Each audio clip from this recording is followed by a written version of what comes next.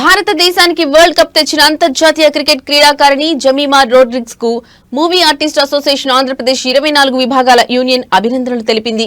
Email ద్వారా శుభాకాంక్షలు చెప్పినట్లు ఆ సంస్థ వ్యవస్థాపకులు సినీ దర్శకుడు దిలీప్ రాజా పేర్కొన్నారు. ఈ విజయం భారతదేశ మహిళలందరికీ స్ఫూర్తిదాయకమన్నారు.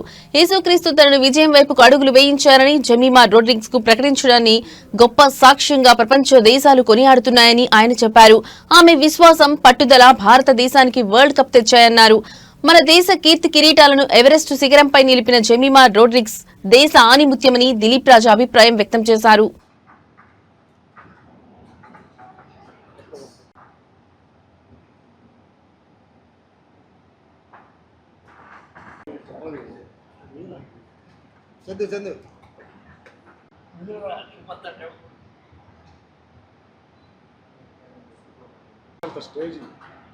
చందు పడతావు జారు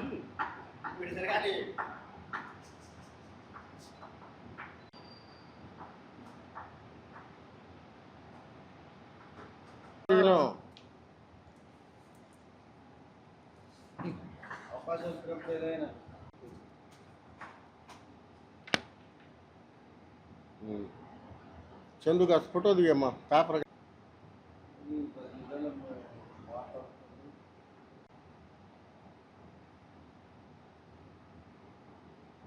చూడాలా కళ్ళు మూసుకో అంత సిగ్గు అయితే. అందరికీ నమస్కారం. ఈ రోజున మూవీ ఆర్టిస్ట్ అసోసియేషన్ ఆంధ్రప్రదేశ్ తరపున ఒక ప్రముఖ వ్యక్తిని, ఈ భారతదేశ కీర్తి ప్రతిష్టలను ఎవరెస్ట్ శిఖరం మీద పెట్టిన వ్యక్తిని, 7 సార్లు ఆస్ట్రేలియాపై అపజయం పొందిన మహిళా క్రికెట్ జట్టుని విజయవంతంగా తీసుకొచ్చి వరల్డ్ కప్ సాధించిన వ్యక్తి అనే కన్నా శక్తి అనాలి.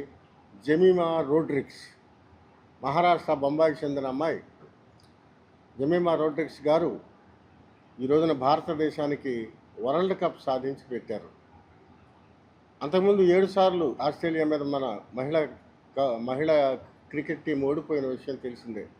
కానీ ఇప్పుడు కూడా ఓడిపోయే పరిస్థితుల్లో జమీమా రోడ్రిగ్స్ గారు మరి ఆవిడ చాలా సాహసోపేతంగా, చాలా పట్టుదలతో, ఎంత మాత్రం కూడా డిసప్పాయింట్ కాకుండా 127 రన్స్ కొట్టి నాట్అవుట్గా నిలిచారు. ఆవిడ కానీ 127 బాల్స్ కొట్టకపోతే భారతదేశం ఈ రోజున ప్రపంచ కప్ భారతదేశం ఒళ్ళో ఉండేది ఎంత మాత్రం కాదు. So this entire credit, this entire victory is goes to Jemimah Rodrigues. ఆవిడ బొంబాయి అయితే ఆమె ఒక అపజయాల నుంచే బయటకు వచ్చిన వ్యక్తి. అపజయాలను ఎదుర్కొంటూ, ఓటమిని తట్టుకుంటూ ఈ రోజున గెలుపు అనే దాని మీద ఎక్కి కూర్చుంది. ఆమె గెలుపు వాస్తవంగా భారతదేశంలో ఉన్న మహిళలందరూ కూడా ఒక స్ఫూర్తిగా తీసుకోవాలి.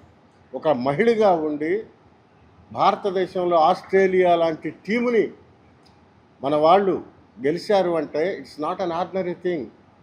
ఒక అమ్మాయి అనే కన్నా అమ్మాయిని శక్తి అనాలి. 127 పరుగులు గ్రౌండ్లో తీయటం అనేది it is not an ordinary thing. అందుకే వెంటనే మన ఇండియా క్రికెట్ టీం కెప్టెన్ కూడా వెంటనే అమ్మాయికి ఫోన్ చేసి అభినందనలు తెలపడం కూడా జరిగింది.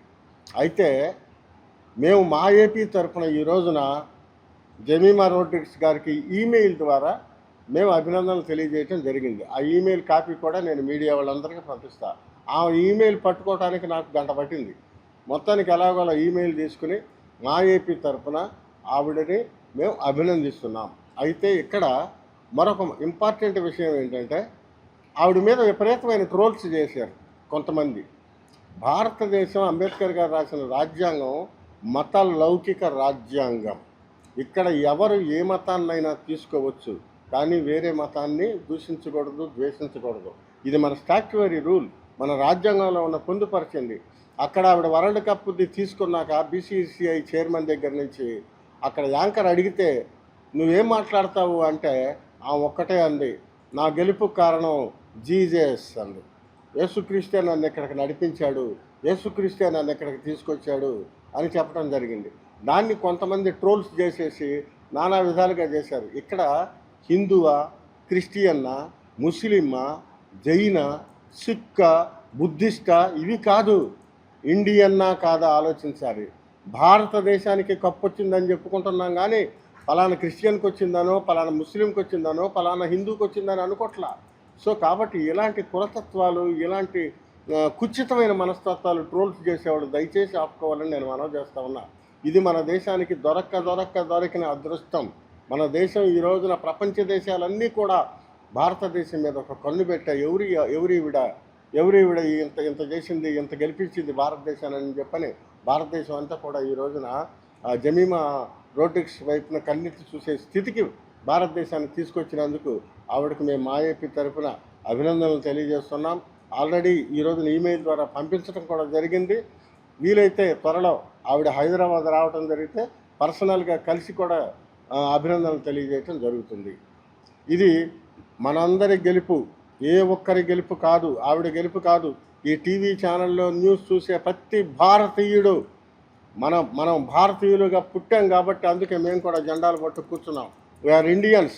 ఆమె ఇండియన్గా మన దేశానికి పతాకం తెచ్చింది కాబట్టి ప్రతి భారతీయుడు కూడా, ఈ దేశంలో పుట్టిన ప్రతి వ్యక్తి కూడా ఈ గౌరవం, ఈ గెలుపు తమదని భావించాలి. ఈ సంతోషాన్ని అందరూ కలిసి పంచుకోవాలని కోరుకుంటున్నాను.